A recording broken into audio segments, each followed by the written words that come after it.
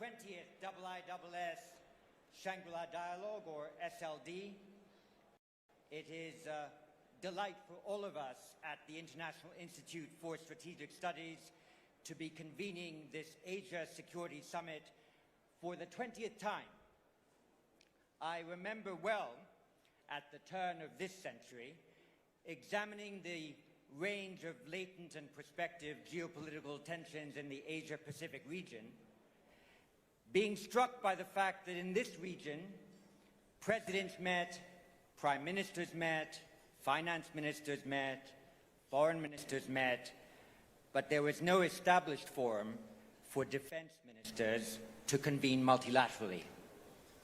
Having noticed this gap in the defense diplomatic marketplace, the IISS chose not to write a worthy academic article deploring the absence of a regional security institution and recommending that somehow it emerge and take form. Instead, we decided to seek support to create it ourselves. The IISS had held one of its annual conferences for members in Singapore in the late 1990s. Strategic thinking was a globally recognized special quality of this remarkable city-state, held one of its annual conferences for members in Singapore in the late 1990s. Strategic thinking was a globally recognized special quality of this remarkable city-state. It made sense to consult here. Following conversations I had with President S.R. Nathan and Defense Minister Tony Tan, I was warmly encouraged to proceed. And when I discussed my idea of a defense ministers meeting in Singapore with Mr. Lee Kuan Yew, the guidance I received from the then senior minister was characteristically crisp and challenging. Well, give it a go. And so it was that at the end of May 2002, in the middle of a major crisis between India and Pakistan that some feared could even turn into a nuclear conflict, the IISS convened 14 defense ministers and 160 delegates for the first Asia Security Summit in Singapore. Some asked me why we called it the Shangri-La Dialogue. The answer is this. When I was discussing organizing this unprecedented and sensitive defense event in Asia with a friend, we both agreed that Asia Security Summit. He asked me, well, where are you holding it? I said the Shangri-La Hotel. There it is, he replied. Call it the Shangri-La Summit. That will sound better. I replied, that's an excellent improvement. Summit. We want to facilitate useful conversations, help meetings to take place, create some back and forth between ministers and other delegates. I then made my counter-suggestion. How about Shangri-La Dialogue then? We smiled to each other in immediate, mutual, self-satisfied accord. And thus was born the best sponsorship agreement that a think tank has ever freely and unilaterally offered to a major international hotel chain. Over the years, the SLD has provided the platform for several bilateral and multilateral arrangements to be devised or signed at the dialogue, and has inspired, modernized, and even new forms of defense cooperation and confidence building. In 2005, 4 countries, Indonesia, Malaysia, Singapore, and Thailand, agreed combined maritime air patrols to complement sea patrols in the Malacca Straits, which continue today.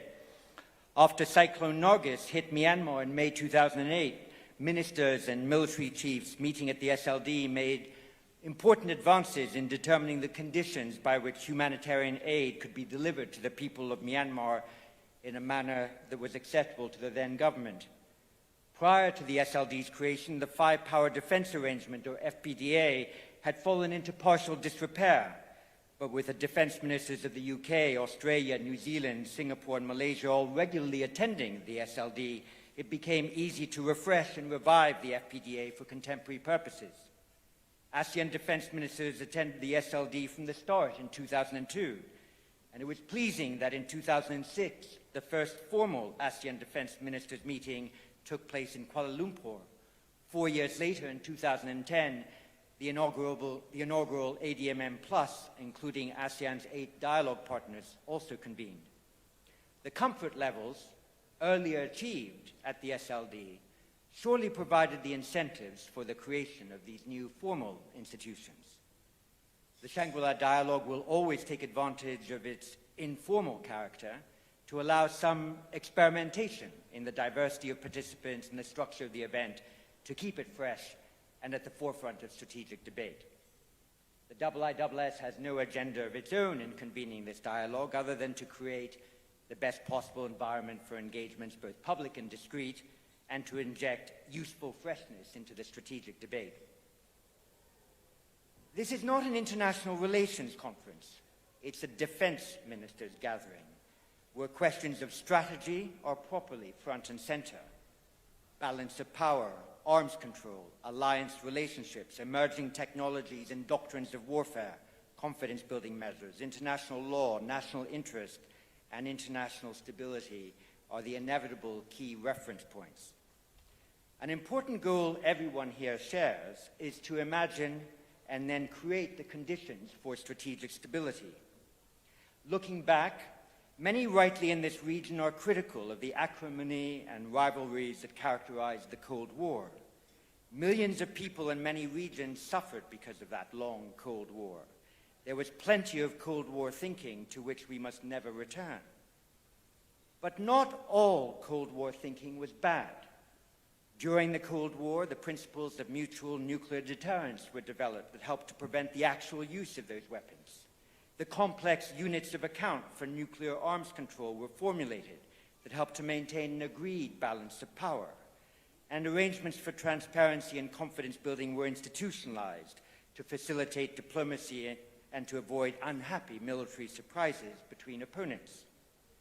Despite the huge differences between the competing state systems, periods of détente were found and channels for strategic dialogue were maintained. Any stable security environment needs to find a place for these instruments of strategic peacekeeping, even if importantly adapted to different circumstances and regions. The Indo-Pacific Security Order is delicately poised. We are genuinely proud and frankly relieved that so many of you carrying those responsibilities are present. Spontaneity is rarely a prized feature of traditional diplomacy, but the opportunity provided here for unscripted exchanges or unprepared meetings we hope might still bear fruit.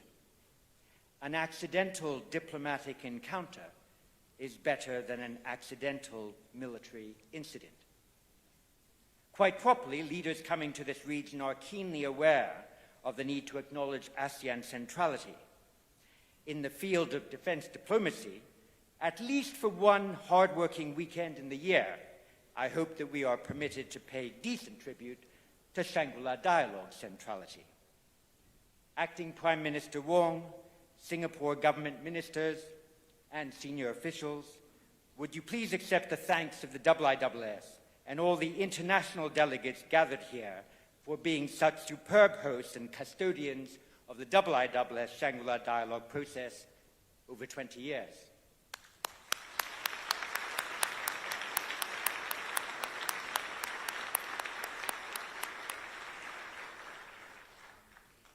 Let me now move speedily to our keynote address.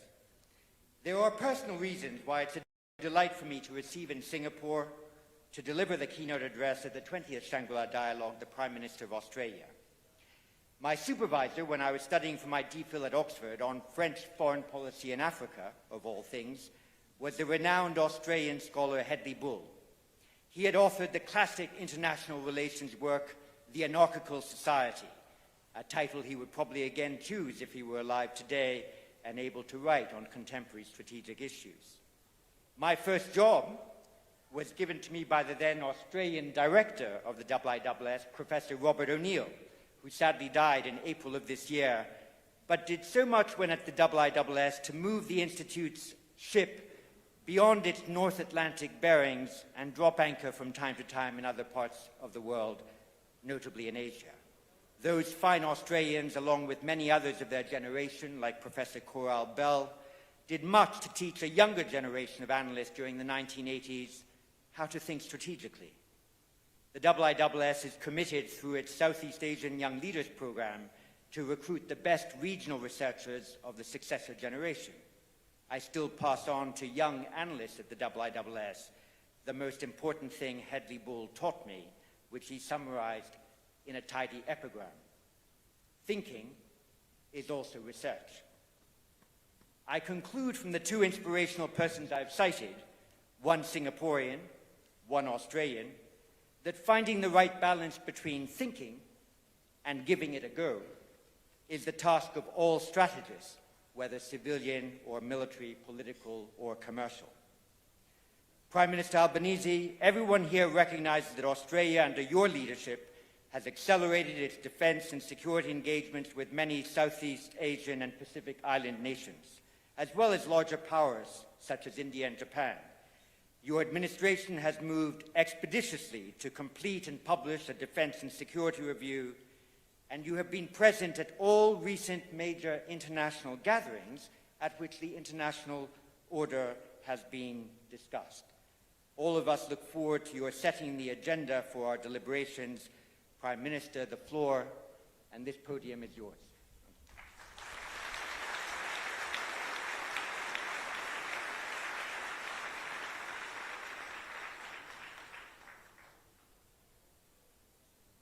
Well, thank you very much, and I am delighted to be back in Singapore and here for my first visit as Australia's Prime Minister. I'm grateful to Acting Prime Minister Wong for a very positive and productive leaders' meeting this morning, and I wish my friend Prime Minister Lee a speedy recovery. And I'm deeply honoured that the International Institute for Strategic Studies has invited me to deliver the keynote address at this year's Shangri-La Dialogue. For 2 decades, this highly respected forum has brought together experts in both defence and diplomacy. Long-standing recognition that building peace, security and stability depend on both strategic capability and diplomatic capacity, reinforcing each other. And by bringing together leaders and analysts from across the Indo-Pacific, ASEAN and founding dialogue partners such as Australia, this gathering emphasises the value of frank and constructive discussion, as well as making it clear that preserving peace and security is not a task that any one of us can shoulder alone. Because just as the prosperity of our region has always been driven by shared opportunity, the stability of our region can only be secured through collective responsibility. That emphasis on both agreement and action, cooperation and capacity has always been at the core of this forum, and indeed is at the heart of ASEAN itself. And even as the threats and challenges facing our nations have evolved and multiplied, we have held to the common understanding that we achieve far more together than we do alone. In the context of the current strategic environment, this has never been more important.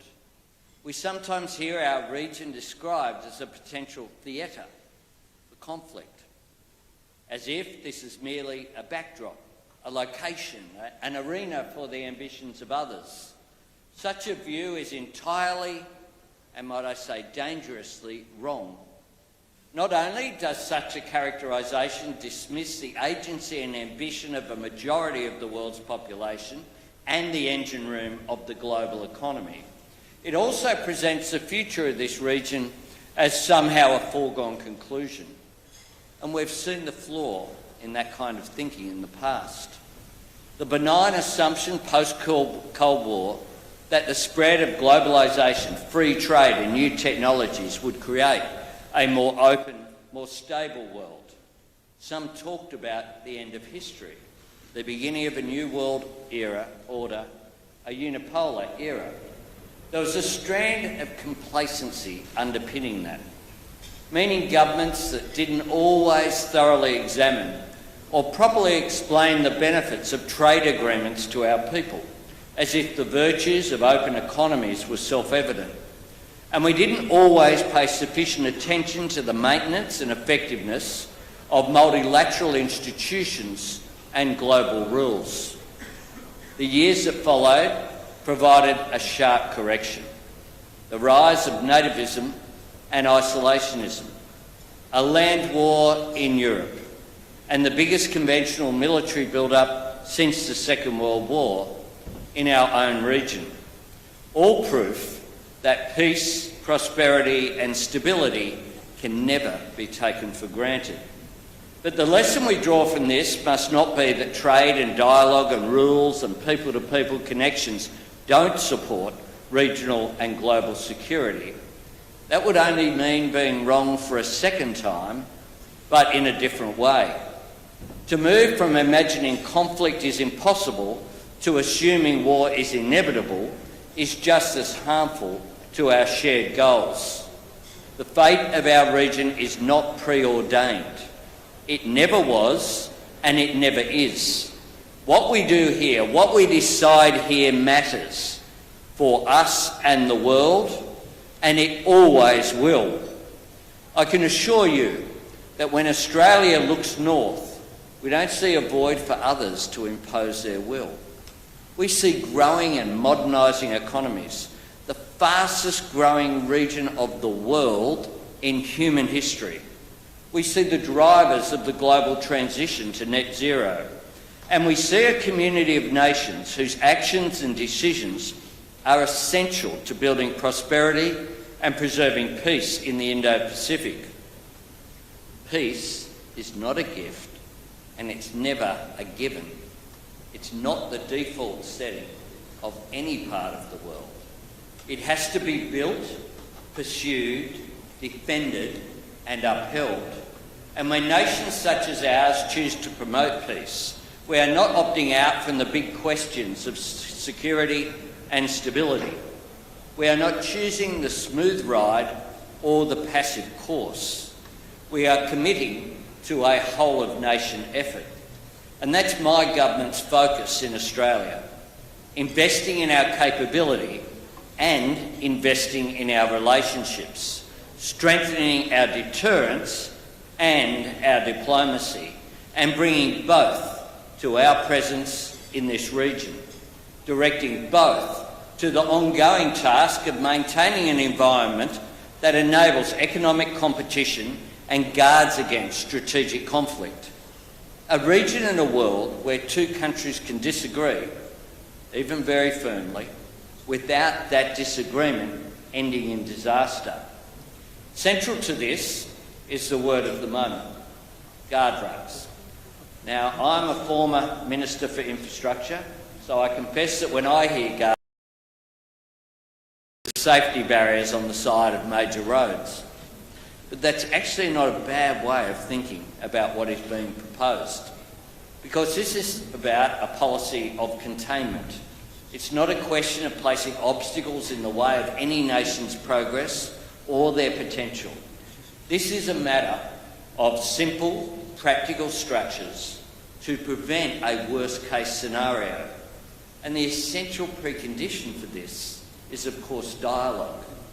Australia strongly supports the renewed efforts from President Biden's administration to establish reliable and open channels of communication between the governments of the United States of America and the People's Republic of China. I want to recognise the very important speech that Prime Minister Li gave in China recently on this subject, where he said this: "Big powers have a heavy responsibility to maintain stable and workable relations with one another, because the alternative, the silence of the diplomatic deep freeze, only breeds suspicion, only makes it easier for nations to attribute motive to misunderstanding, to assume the worst of one another. If you don't have the pressure valve of dialogue, if you don't have the capacity at a decision-making level to pick up the phone, to seek some clarity or provide some context, then there is always a much greater risk of assumptions spilling over into irretrievable action and reaction. The consequences of such a breakdown whether in the Taiwan Strait or elsewhere, would not be confined to the big powers or the site of their conflict. They would be devastating for the world.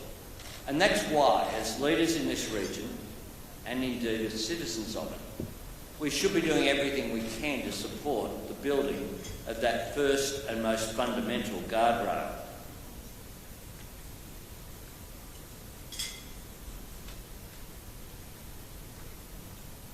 In Australia, our government has put dialogue at the heart of our efforts to stabilise our relationship with China. We're not naive about this process or its limitations. We recognise there are fundamental differences in our two-nation system of government, our values and our worldviews. But we begin from the principle that whatever the issue, whether we agree or disagree, it is always better and it is always more effective if we deal direct. It is also an acknowledgement of our common interests. We have advocated strongly for the removal of any impediments to our trade, not just because Australian producers benefit from being able to export our high-quality products and resources to our largest trading partner, but because China also benefits from being able to import them. It's a win-win. And that's true on a broader level. China's extraordinary economic transformation has benefited not only its population. China's extraordinary economic transformation has also benefited our entire region. And that is important. But it's also been important for the region. It's been made possible by a regional architecture that facilitates fair trade, encourages the sharing of knowledge, spurs innovation and builds people-to-people connections through education and tourism and business and orderly migration. American leadership has been an indispensable part of this, but we have all played our part, creating a prevailing climate of peace and stability, secured by sovereignty. This is where guardrails are absolutely necessary, while of course not being entirely sufficient. Because while we welcome any safeguard against a crash, there must also be a set of rules that serve all of us who use the road.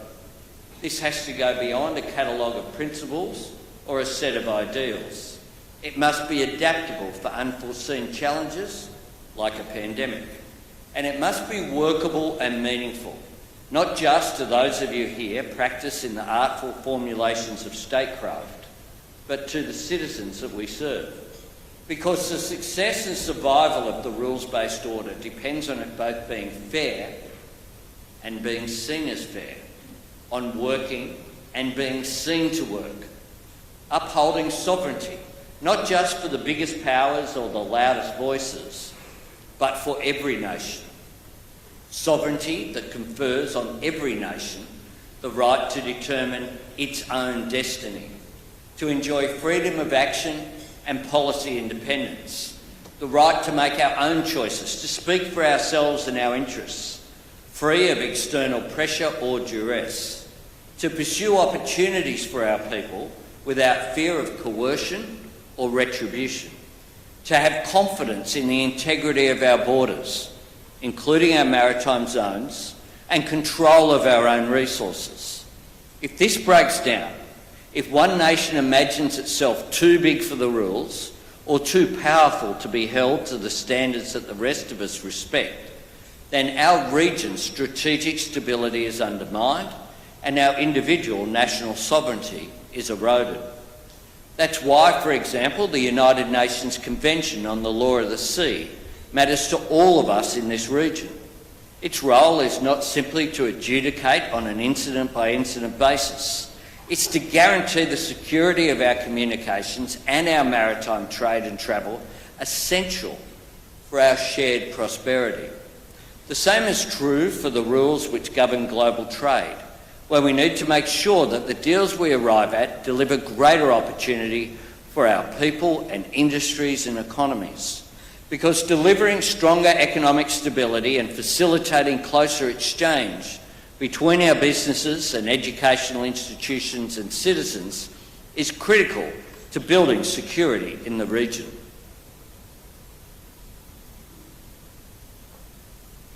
For as long as Australia has made our own foreign policy, our alliance with the United States has been central to it. Ours has always been a bond of shared values, and it remains a partnership of shared strategic interests, a common determination to preserve stability, prosperity and peace. Australia has also helped to build the regional architecture that has grown to be so important for stability in our region, including recognising the centrality of ASEAN. Of course, Australia has also always been a strong supporter of multilateral institutions and a constructive contributor to them. A great Australian, former Labor leader Doc Evatt, played an instrumental role as an advocate for the formation of the United Nations and was a driving force in the drafting and proclamation of the Universal Declaration of Human Rights. For Evatt and Australia, this was a matter of principle and practicality, because he didn't want the future entrusted to a great power piece alone. He wanted middle powers and smaller nations to have a seat at the table and to be able to make a contribution to their collective security. The wisdom of that approach endures. Of course, as I said before, bilateral dialogue is vital, but when relations are strained, bilateral talks can sometimes be reduced to a list of topics to avoid, or be seen and judged through the prism of a single issue to be solved. Whereas multilateral forums, the regional and the global, provide a new perspective, placing points of tension in the broader context where they belong. They safeguard our capacity to argue constructively and disagree respectfully. Might I add, events such as this are part of that process as well. Better still, they remind us what we can achieve when we do agree, the challenges we can overcome if we work together, from climate change to the threat of nuclear weapons. Nuclear disarmament and non-proliferation is a cause I've been passionate about since I was a university student. It's one of the issues that drew me to a life in politics. And I wanted to take this opportunity to acknowledge this region's long-standing commitment to nuclear disarmament. From the creation of the Nuclear Non-Proliferation Treaty in the 1970s, through to the Comprehensive Nuclear Test Ban Treaty and the Bangkok Treaty in the 1990s, the citizens of this region have shown an unflinching commitment to preventing the spread of these destructive, inhumane and indiscriminate weapons, recognising from the outset that this vital process could not be safely left to the Cold War mindset, with nations operating as counterbalancing pairs. It depended on multilateral rulemaking. Of course, we know this is not a danger that belongs only to history. North Korea's extraordinarily reckless launch of ballistic missiles and Russia's reprehensible threats to use nuclear force underscore the ongoing necessity of cooperative action and global rules to drive disarmament. Multilateral forums also remind us of the opportunities we can grasp if we cooperate in everything from sustainable development to the global shift to clean energy. This understanding is at the heart of Australia's comprehensive strategic partnership with ASEAN, where we are seeking to provide practical support for the outlook on the Indo-Pacific. Because while our existing trade agreements play an important role, we recognise we need to do more here in the region. And that's why my government appointed Australia's first special envoy for Southeast Asia, Nicholas Moore, who is driving Australia's Southeast Asia economic strategy to 2040. The strategy will identify new opportunities to strengthen our shared economic future. It will build on Australia's existing contribution to the key needs of Southeast Asian countries, particularly energy security, food security and infrastructure investment. It's that same spirit of practical partnership that drives our engagement with the Pacific Island Forum, working with our partners, our equals, our neighbours and our family on the basis of respect, And whether it is in Australia's engagement in the Pacific, our support for ASEAN and the East Asia Summit, our founding pride in APEC, our faith in the leadership of the G20, none of this is altered or supplanted by our participation in the revitalised Quad, or indeed our new AUKUS agreement. Biden and Prime Minister Sunak to announce Australia's pathway to acquiring conventionally armed nuclear-powered submarines. I ensured that my government spoke with every ASEAN and Pacific partner and many other nations.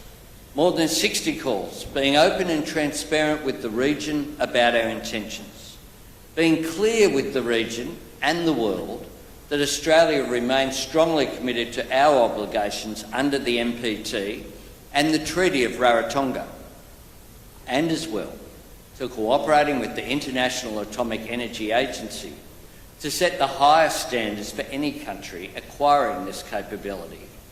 More broadly, I think my friend President Widodo made a really valuable point in the course of talking about the goal of making the region a stable and peaceful one when he said that the Quad and AUKUS should work as partners and not competitors. Partners, not competitors. That's very much Australia's view, and it is precisely our approach. The submarines we are acquiring, the single biggest leap in Australia's defence capability in our history, reflect our determination to live up to those expectations, to be a stronger partner and a more effective contributor to stability in our region.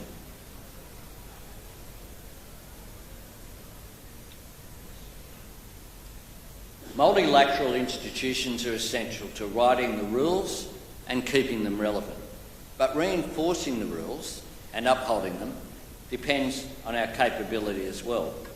Because Australia was not just one of the first countries to work on creating the United Nations. We were also part of the first UN peacekeeping mission, supporting the independence of Indonesia, backing our words with our deeds. Our government's investments in new capability and technology and personnel are, unapologetically, about our national defence and our national sovereignty.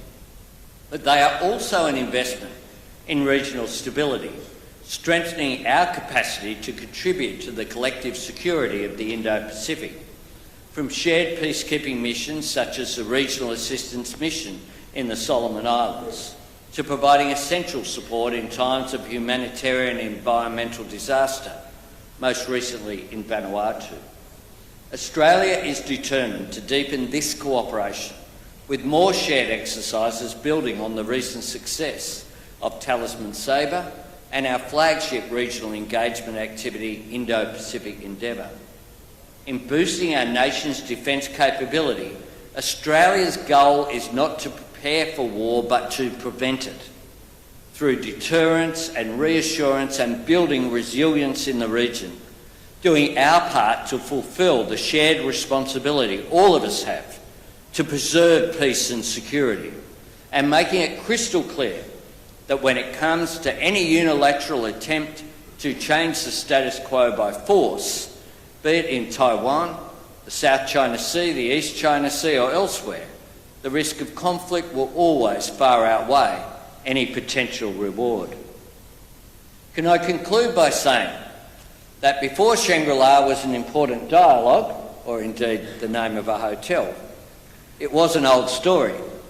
The tale of a remote mountain paradise where time passed more slowly, safely cut off from the cares of the world. Yet for us, as leaders and thinkers and decision makers, Shangri-La is about dealing with uncertain, uneven, fast-moving complexity. Even in the life of this forum, we can see how quickly the ground can shift. When this dialogue first convened, it was in the shadow of the September 11 attacks and on the threshold of new wars in Afghanistan and Iraq. When Kevin Rudd became the first Australian Prime Minister to address this forum in 2009, he said the question at the forefront of every nation's mind was the global financial crisis. He also cautioned against strategic drift and emphasised the need for robust structures in a dynamic environment. We could see the wisdom of that by the time Prime Minister Malcolm Turnbull spoke here in 2017, warning of fighters in Syria and Iraq seeking to return to this region and the need for revitalised cooperation against the emerging threat of cybercrime. We can never know for sure the timing or indeed the nature of the next shock that our region will face. The test for all of us is not predicting when that challenge will arise, it's how we respond when it does.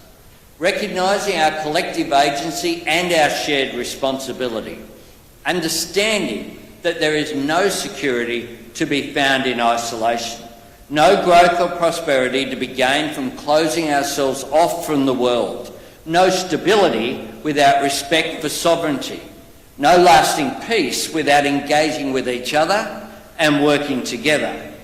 That's why Australia is invested and engaged and committed to Asia and the Indo-Pacific. Australia is engaged, not as a spectator or a commentator, not calling for others to act while we stand and watch, not urging nations down a path we are not prepared to walk ourselves. Australia is engaged as a champion for peace and prosperity in the region and the world, and as a constructive and committed contributor to the solutions, the challenges that all of us will face in the years ahead. Investing in our capability and investing in our relationships. Working to shape the future, not waiting for the future to shape us. Thank you very much.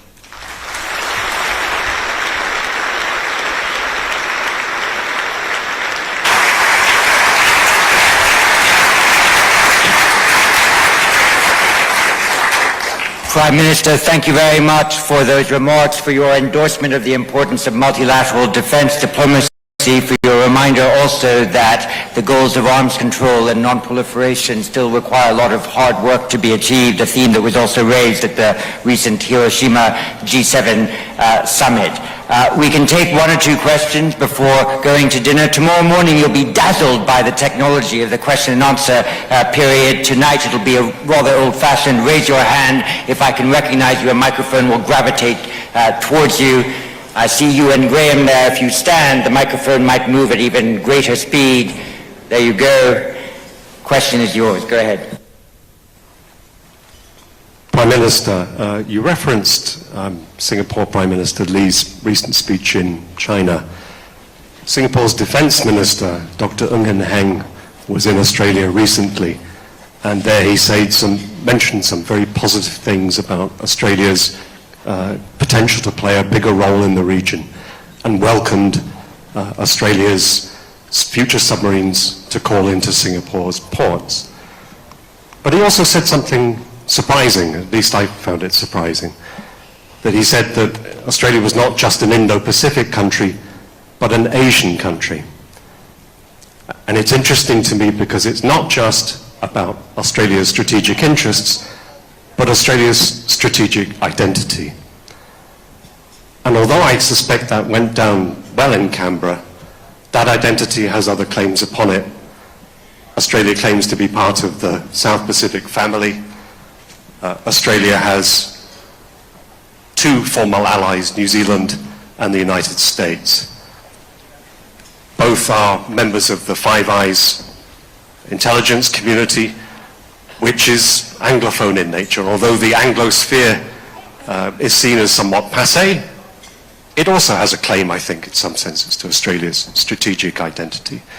So I'd just be interested how that sits with your definition of Australia's strategic identity. How would you define it, and where would you locate it?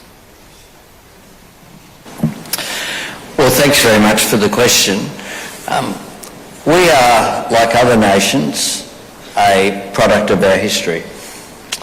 And our history is with the exception of the oldest continuous culture on earth, which is still there, that we are proud of, We are a former, of course, British colony, but located with Asia to our north, the Pacific Ocean to our east, and the Indian Ocean, indeed importantly as well, to our west. We're a large nation. We value our alliances, which are there and were forged during the Second World War under John Curtin. The then Prime Minister said we turn to the United States.